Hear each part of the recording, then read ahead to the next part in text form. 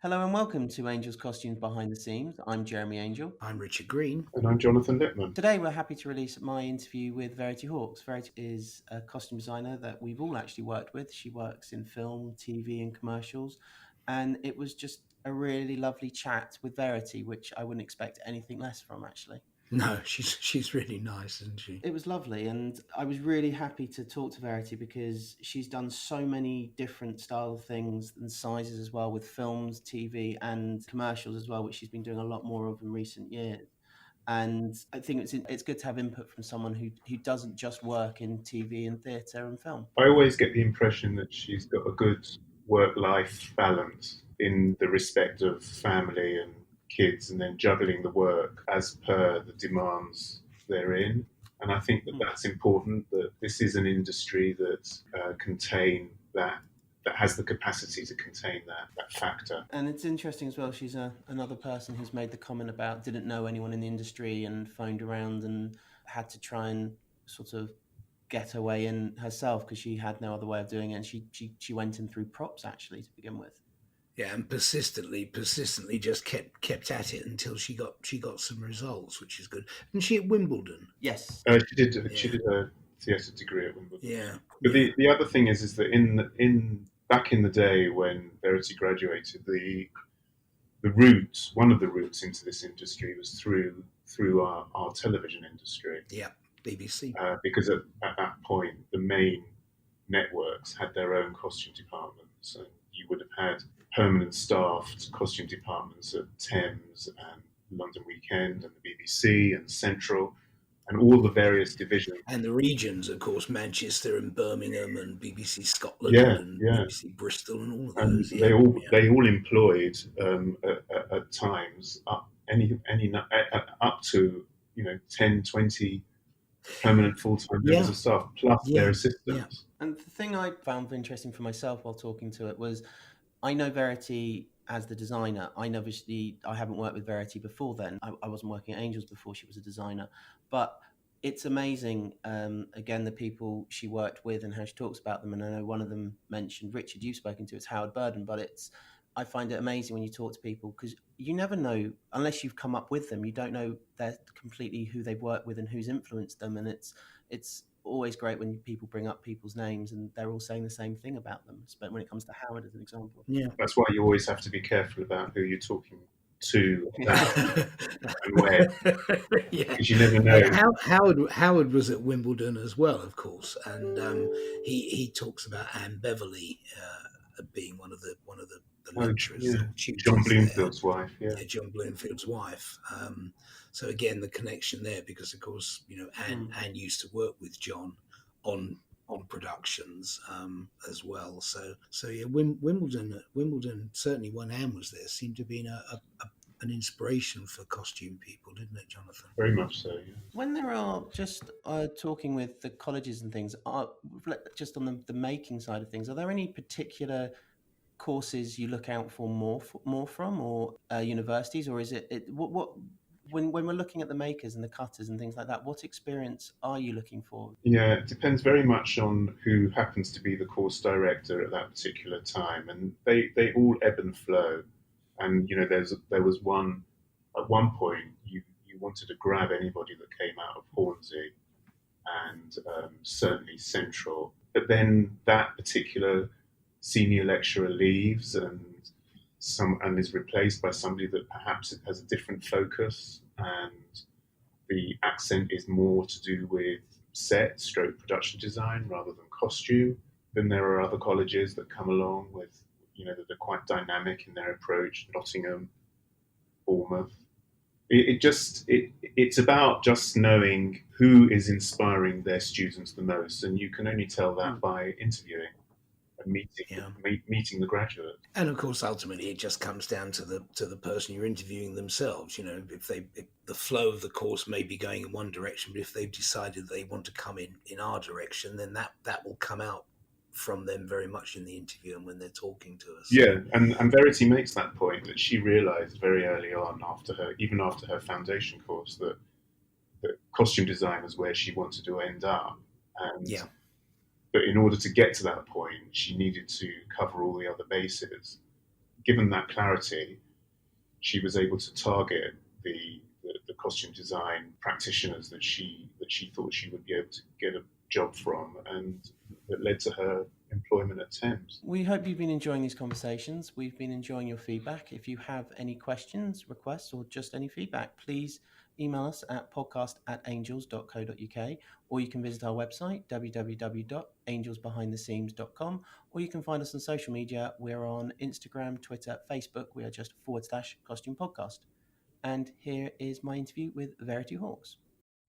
Today I'm going to be speaking to Verity Hawkes. Verity is a costume designer who I've worked with over my few years as a production director, and she's also worked with some of my other colleagues over the years. Verity's always fun when she comes into Angels, never does the same thing twice, works on many different types of productions, commercials, everything and anything. I think I've worked with you along Verity over the past few years, so thank you so much for agreeing to do this. You're welcome. So if it's okay, I'd like to start with, very simply, how did you start? How did you get into the industry? How did you become Verity Hawkes, the costume designer? Well, I always knew I wanted to do it right from very young.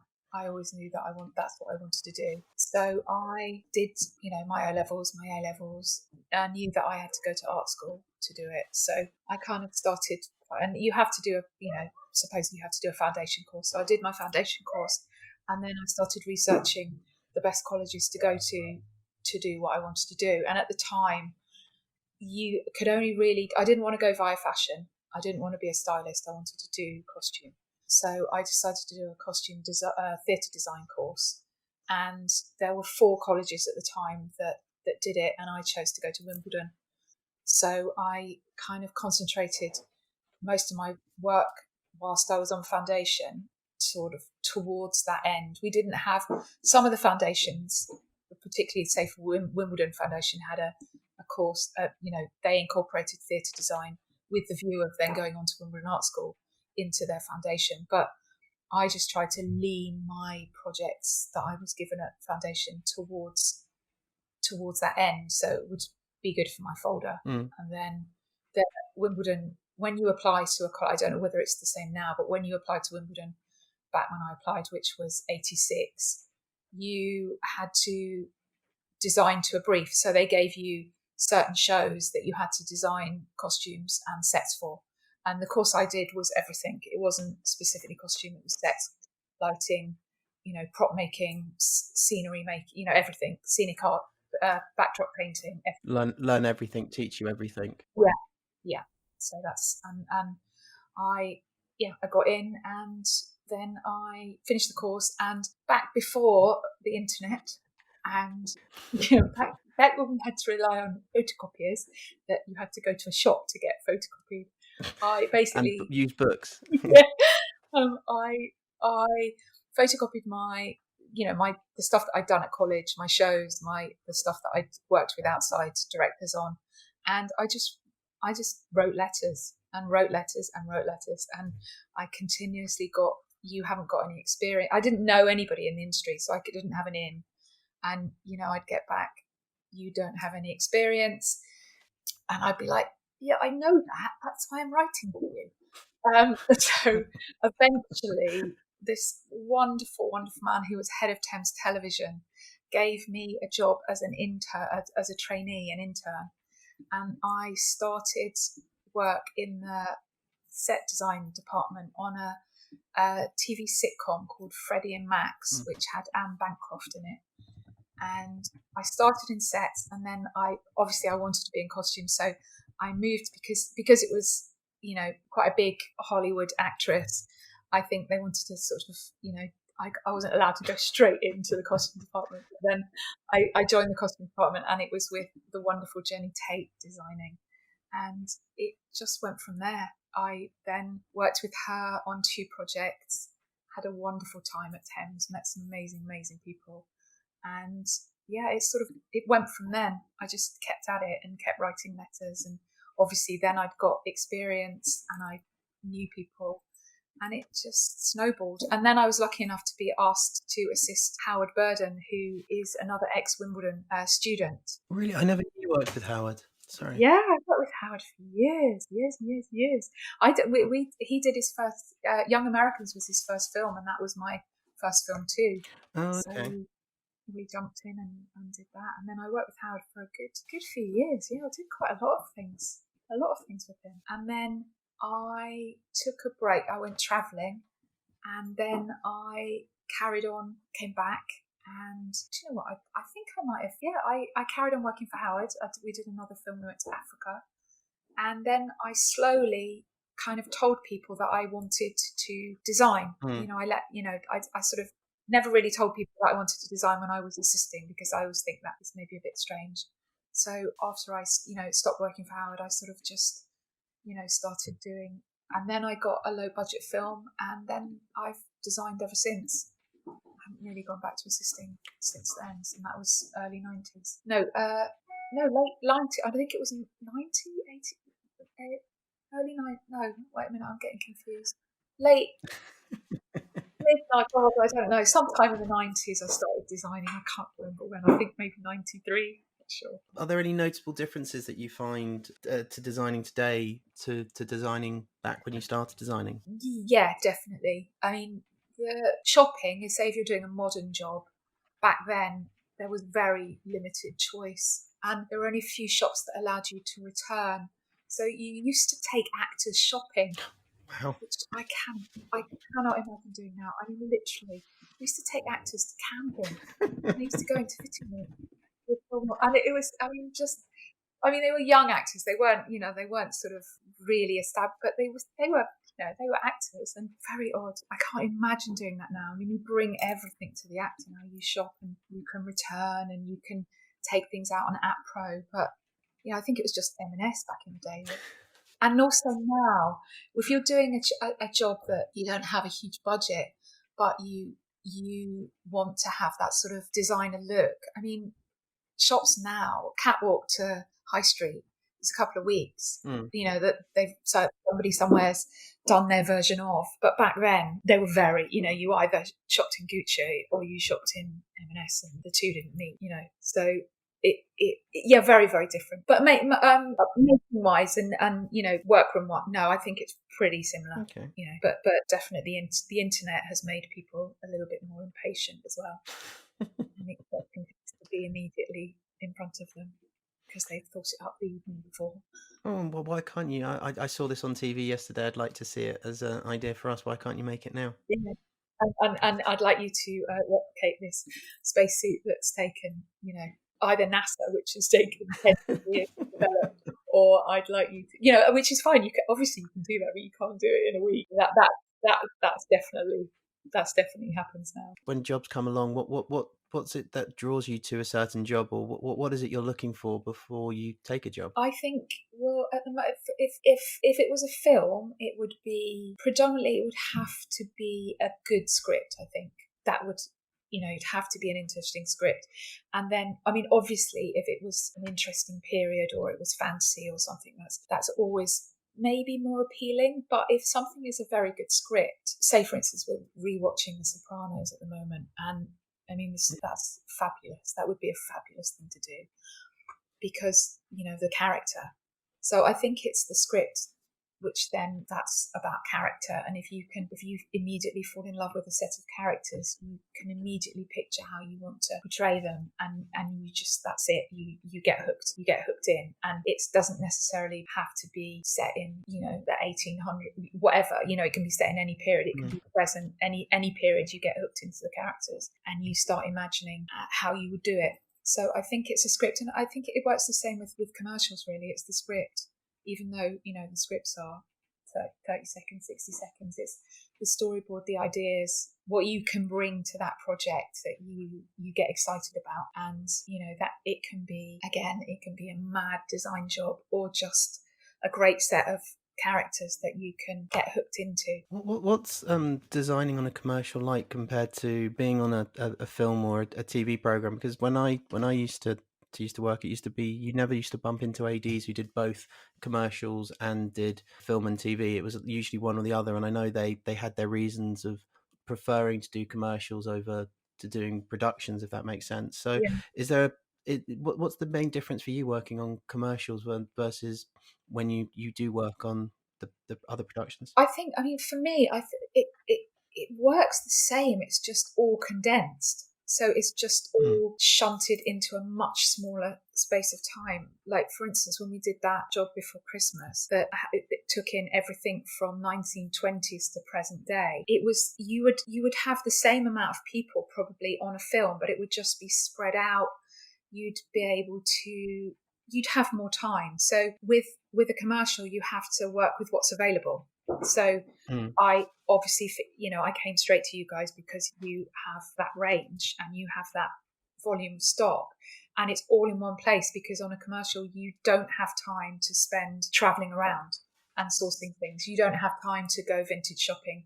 You don't have the budget all the time, but you don't have the ability to say, I'd love to make that. Whereas on a film, you'd go, you'd do your reference, and you'd maybe design something very specific and have it made, or you'd see if you could source the shoes, say, or the jewellery vintage for a period. But on a commercial, you just have to do it in such a small time frame that you have to be much more resourceful, I think, and you have to work with what you have available at that present time. So if you can't get hold of something, you have to either change your design or find a different way of doing it, find another way around getting to the point that you're happy with the end design. And I kind of I like it. It's kind of it has a sort of immediacy and a sense of excitement that makes you, on one hand, it's a different way of being creative. Your creativity is sped up. So there's no room for that self-doubt or that, I could have done it a different way. It's like, right, we're doing it this way, and this is a great way, and let's do it. But logistically, you're still dressing 100 people in period costume, which you would do on a film. It's just you have half the crew and a tenth of the time and a tenth of the budget. With that in mind, how important to you is the relationship you have with your crew, with your team, your supervisors or your assistants? If you're lucky enough on the commercial to have an assistant, sometimes I know you guys don't, it's just you and a few other people, but how important are those relationships for you? Very important. I mean, you can't be a costume designer without a team. You can't. You can draw, you can sit at home and design, but to make that happen, to get that from the page, from the sketchbook to the screen, you cannot do it without a brilliant department, and you can't do it without a department who work together and have a sort of an almost unspoken language. You need to be I mean, I work with such fabulous people. I mean, like, Elle, who I work with, it's like having another me. It's like the best department is sort of like just millions of you, so they pick up the slack, they offer, they can offer ideas, that it's a team, it's a total team thing, and then you have to trust, and you have to have people that have your sensibility. So when you ask someone to go and pull a load of trousers, for instance, they're going to pull a load of trousers that you would have pulled yourself, because they will know how you think and how you want things, and the tones and the colours and the way that you put things together. They'll understand that, so they won't come back. If a particular project you're looking for earth tones or what, they won't suddenly come back with a load of primary colours. Yeah, they'll have a very quick read of, right, got it, off. And it's the trust from you. You trust them to allow you to do what you need to do, and you have the trust that they'll do what you need, so you can concentrate on what you're working on that moment. And it's sort of, we dovetail. I think the best department is when you dovetail, is that you pick up the slack, because sometimes also on a commercial, which makes it very, very different from a film, is that at some point I'm the supervisor, I do run the budget, I organise the fittings, I design it, I'm speaking to the director, I'm sending Tesh. You're kind of fulfilling a million different roles. So if you have got an assistant who is only just doing what you tell them to do, that doesn't work. They have to take initiative, and they have to go, right, Verity's off doing that, I'm going to get on with this because this needs doing, and we haven't thought about the fact that so-and-so still doesn't have shoes, or we still need to go and find a load of hats for this scene, or I need to ring the facilities guys to see what time they're doing the pickup to come and collect everything. It's your department is lessened, so you have to know that everybody understands their role and fulfills it. And they're an extension of you. Your team is an extension of you to allow to allow you to reach that everything. No, that makes complete sense. And sort of leading on for that, how significant to how it all works and you working is the relationships you have with costume suppliers or the costume companies that exist. Example is Angels, obviously, but costume houses in general. Yeah, the same. That it works exactly the same. That kind of working with you guys who you totally understand how it works. So you, like the pantomime horse fiasco. You totally, well, not a fiasco, but a request. You totally understand that prior to an hour before I asked you, I knew nothing about it. So it's like everyone suddenly comes together in that moment and tries to work it out and figure it out. You love those conversations. It's I need a pantomime horse to then have the reply go back, one person, two person, front end, back end, and you sit there and go, this is normal for me. This how is this normal? This is how we work. This is like, no, I don't want that one. It needs to be this. Yes. And then after all that, you find that yes, they didn't really anyway. It's like, but. And same with Rash, like on the big jobs that I've done recently where, it's that kind of second guessing. It's like, I've left all this for you. I've got I've put all the boxes out. I've got you all the bags. I've got you the tags. I've got this fitting room. It's that the costumiers become another member of your department, and they enable you to, you don't have to worry about that because they've already thought about it. You come in and it's all the rails are there and it's lovely. Because you don't have the time to sort it out, and so and that you guys, if you come and say, do you reckon you've got any of the, and you'll know whether you've got them or not, or you'll know whether you've got a certain set of armor that, or if you have, but you could change it. I mean, I've done jobs where I found things, but they're not exactly what I want. Like, you've got those fabulous ostrich fans, but I needed ostrich showgirl headdresses. So you guys allowed me to adapt them into headdresses, and it's knowing that you will within, obviously, I'm not going to come in and cut a 1920s beaded dress into a crop top, but it's allowing. People have tried. People have definitely tried. It's knowing that you guys won't just say, no, that's not possible. If it's possible, you will absolutely. And it's an extension of your team. Like, a costume house is for everybody, I think. Films, TV, commercials. A costume house is an extension of, the people that work within those costume houses are an extension of your team. Well, and some of the people working on your team will have come from the costume houses as well, because they're now the new sort of training ground, as it were. Yeah, and they're just fabulous, and their knowledge, the wealth of knowledge that they have. And also, when you're really up against it, I've asked that I haven't been able to come in to pull a costume, and you guys have pulled it for me, always knowing that costume will be good. There's not that, oh my God, what's going to turn up? It's going to be what you asked for. Or if it's not, you've had a conversation to say, we don't have actually this, but we can do this. And I couldn't do it without you. I don't think anybody could do it without the costume houses. That's lovely to hear. And I haven't paid you to say anything about Angels. I just want to make that clear. It's it's not meant to be that way. And an interesting question from mine, which I've actually always wanted to ask: what is it that you enjoy the most? Because if we go on just the beginning of this year, you have done a hell of a lot of shows and jobs this year alone. You were in for a commercial. 2 weeks later, you were in for the intro credits to a new film, and then there was a lot of work that you were going on. Do you still get the enjoyment on every single job? What is it that you enjoy the most on it all? Because when it comes that fast and quick, there, it's got to be sort of a little bit dizzying that 2 weeks ago you were doing this huge commercial with 100, 200 people, and then you're switching to as I said, the opening to a film, and that's very stylized and a very completely different look. And then 2 weeks later, I think you're onto another commercial. So you're very quick with what you get onto it. And where's your enjoyment come on when it gets that quickly, because it's over so quickly and on to the next one? I think it's the constantly being pushed, being asked to. There's never a moment where you it's never boring, and it's never a moment where you get bogged down in, oh no, I've got to look at another What, it's when, as soon as you're almost into the filming of one job, you're possibly thinking about the next one. I mean, sometimes, don't get me wrong, sometimes it can be juggling and it can be quite stressful. If you've got people asking you for mood boards for something and you're still in the thick of something else, sometimes it can, but that, I've been lucky actually, that hasn't happened too much.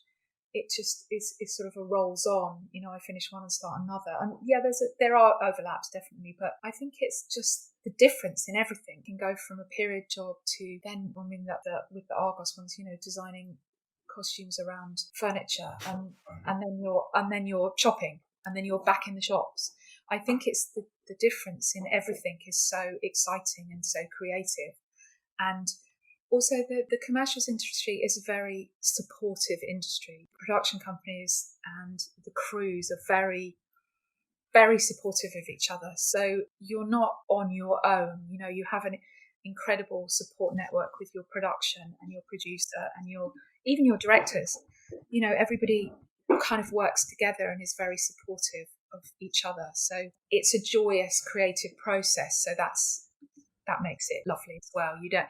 I never find it like stressful. So it's just, it's like, it's like another, now I have to think about doing a spaceman, or, now I have to think about doing medieval soldiers. It's just, I think it just keeps it exciting. And also I get to travel a lot. So I get to work with different departments and different people from all over the world, which is lovely. I hope I'm allowed to say this. I know you did the opening credit scene for No Time to Die, which obviously has been pushed back this year, and you've done other Bond opening scenes as well. Do you find there's any pressure doing something that's that iconic, or is that's more of the fun for you, that it's people go to a Bond film and one of the things they do go to see is the open credits, because they became famous with Sean Connery and Roger Moore and those films. Just those open credits, I'll always remember. I never saw any film credits like Bond when I was growing up. Yeah. I think for me, it's not so. I think because obviously the costumes have already been designed, so you try and I can't really take credit for the designing in that, because it's sort of either using the real things or replicating. I think the joy in those things is the process, the filming of them. It's what we actually do, and seeing how Danny's design, because Danny Kleinman comes up with the ideas. So it's kind of the joy in those jobs is helping him realise those ideas. And I think that's the joy. And also I get to work with people I've known for years and love working with. That's why I like doing, that's the joy in those jobs. Not so much the designing, because you do end up using the actual things from the film. So I couldn't take credit for the design of that. No, but I mean, it's still an amazing thing to work on and be involved in. And oh yeah, no, definitely to have those, they're fabulous to do. They're really lovely to do. Yeah. And finally, what single piece of advice would you give to someone who wants to, I suppose, open it further than just be a costume designer, want to work in costume? What's the one bit of advice that you'd say, look, this is the Verity Hawkes, this is, if you want to do this is what you need, or this is what you should do, or how you should do it? Well, I think obviously it's very, very useful to have an art training. I really do think you don't have to. People come into costume from all sorts of or a history of art or a history of costume, or to come in with a knowledge, either how to make things, how to design things, or what the sort of history of costume. I think that's really important, because then because unless you're very, very, very, very lucky, you're going to start as an assistant, or you're going to start in a wardrobe department as a dresser or a standby or a maker, or however you choose to kind of end up as a designer. I mean, obviously you can start straight in as a designer, but I think if you come with a set of skills, then it's more beneficial to you to have a ground to work from, to have a body of knowledge, and then you just learn on the job, I think. Because I don't think anything can really teach you how to be a costume designer until you start actually doing it. Certainly, I'm not too sure now, but certainly when I trained, we didn't get taught at all how to be on a film set, or how a film set works, or anything like that. You just have to learn. But if you come with a set of skills, like when I moved into commercials, because I could make and I could prop make and I could paint, instead of having to pay people to do things, I was like, no, I can do that. I'll make that. And so it was suddenly things happened for me a bit quicker because I had a kind of a big skill set to draw from. But I think also once you're at college and you're studying, I think that's when I was talking to a friend about it today, and we were talking about that contacts they're very important. And as I say, I didn't know anybody in the industry at all, but I think you don't need to. I get letters written to me from people like me who have parents in the industry or friends or anybody in the industry, and they just write to me and say, can I come and even just speak to you, just talk to you about how it works? So, and I think that the more you reach out to designers, supervisors, other assistants, and make contact with these people, I think that's invaluable, really. I have 2 trainees that I've used recently who were supposed to have graduated this year that I will use. They're great because they've come and worked for me and they've met them and I know how good they are. If they need work and I have work when they leave, they will be in the pool of people that I will ask to fill certain positions. So I think that if you can, just find the people that you like, you admire in the industry, you like how they work, you like their designs, and just reach out to them. They might not reply, but if they do, then that's great. I think that's really useful. It's amazing. It's one of the things that has come out through several of these conversations that we've been having is just how happy everyone seems to be in helping educate people further, helping that process. Every day is a school day seems to be everyone's philosophy to a point. Is there everyone's always learning, but everyone's always happy to pass on knowledge and to help others to progress in the industry and to make the industry successful. And it's really amazing to hear that's where everyone's belief is and what they all want to achieve. And I think it's a testament to the people in the industry and to the people themselves, because it's amazing. Everyone is not close. No one wants to treat this like a closed shop. It's like we're welcome to teach anyone how we work, because it's only going to improve how we work. Yeah, absolutely. And now, I mean, especially like last year, I mean, you couldn't, people couldn't get crew members for love nor money on some jobs. There's so much content. When I left college, we didn't really make films in this country. It was that film industry was just restarting, having boomed in previous decades. It was just kind of growing, but there wasn't the film being made like there is now.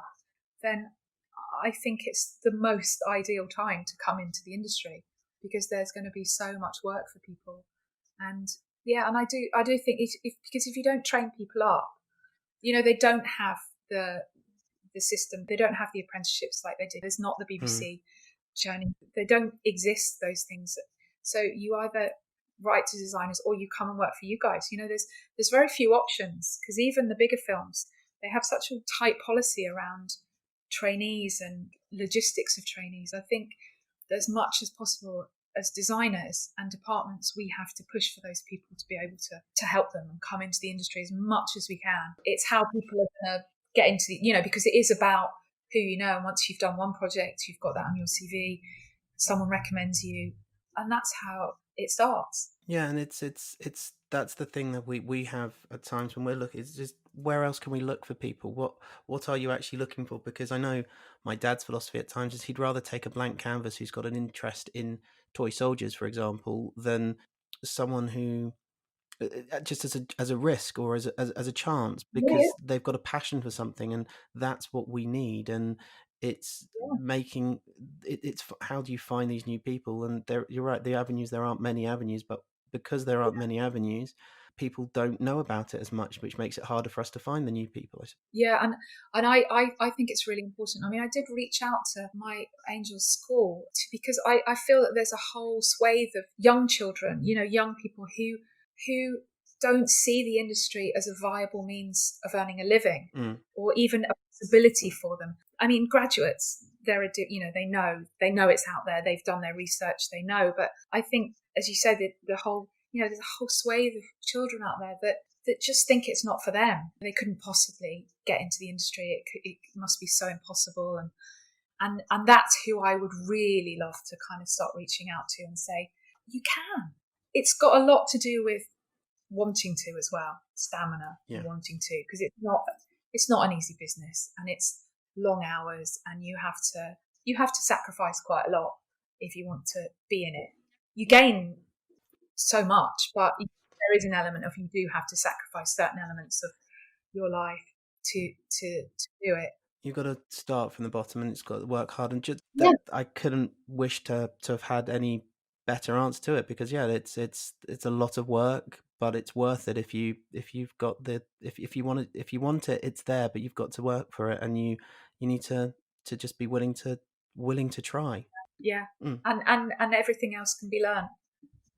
I mean, Angels in itself is a form of college in a way. I mean, you just solely did your training at Angels without any kind of formal art training.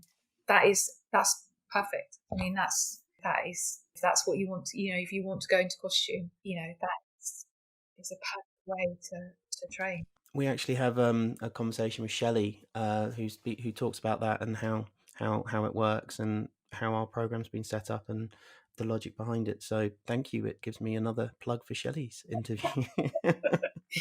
Well, Verity, thank you so much for this. This has been really, really great, and it's lovely to speak to you, and just to hear what you say, and to learn a bit more about your story, because I'm not sure whether you probably won't remember this, but actually I worked with you on my last ever job as an AD. What was it? No, I don't remember that. Where was that? Inkart. Oh my God, did you? Yeah, I was one of the additional ADs for about 2 months on Inkart with Brendan Fraser, Paul Bettany, and... Oh my God, Jeremy, that's awful. No. Why would you remember a random additional third AD who was one of the production? There was quite a lot of people on that production. There were a load of people in that production. I genuinely completely forgot about it, and I was looking at something yesterday, and I was like, I loved that production. And I loved doing that job. It was brilliant. It was such a shame they didn't make the other 2 books. Brendan Fraser was lovely. Helen Mirren. That was a great job, and it was just so clever. Joyous. It was lovely. The actors were lovely, and we got to go to Italy for 7. I mean, just blissful. That was a joy of a job. That really was. Thank you again. Thank you for this, and we really, really do appreciate it. So, Verity, thank you so much for the time you've given us today. You are very, very welcome. That was my conversation with Verity. I hope you all enjoyed it. I know I definitely did, and as I keep saying, I always enjoy an excuse to talk to Verity, because she's always such a happy person to talk to. She really is, and she's really kind of positive and upbeat, and she makes the point it's a very, very pressured job, and getting more and more pressured, but you never really know. She's quite serene. I want to just ask you a question quick, Jeremy. Did the beaded dress get converted into a crop top? The beaded dress didn't get converted into a Tell the truth. No, not from her, but we have had other customers who've just taken a massive chunk out of random things. I mean... Well, yes. The next interview we're going to be releasing is Jonathan's interview with Katrina Lindsey. I'm particularly pleased that we've got the opportunity to chat with Katrina, because she is primarily practitioner in theatre, set and costume, but she does also have film credits and TV credits to her to add on to her CV. And she's a particularly wise, clever, and highly respected, multi-award winning designer who comes to the projects with such a spirit and an amazing energy. And I've had the opportunity to work with her as her associate, and I've also known her and known her work over many years, and we've become good friends. But I think that the work that she's done for the National Theatre, and she's the costume designer of the stage production of Harry Potter, and directors and producers absolutely adore working with her. She brings a great energy and camaraderie and spirit of collaboration, and so much so that in this period of lockdown, she's established, along with some other designers, theatre designers, a forum, a designers forum called Scene Change, which some of our audience may know about, and it's been set up and it's quite sophisticated. If anyone has an opportunity to go on and have a look at it, it's primarily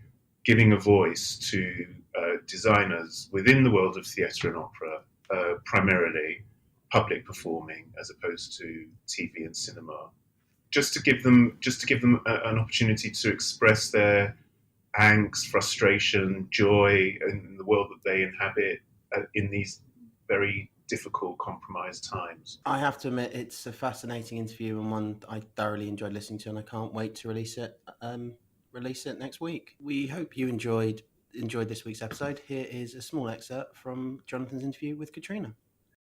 I think that's what I love sometimes about the actual job that we do, is there's all the different types of ingredients that go into it, which make it the piece that it becomes. And it's how you manage all of that, isn't it? That kind of the alchemy of it is what gives it the energy, which then gives it out to the audience.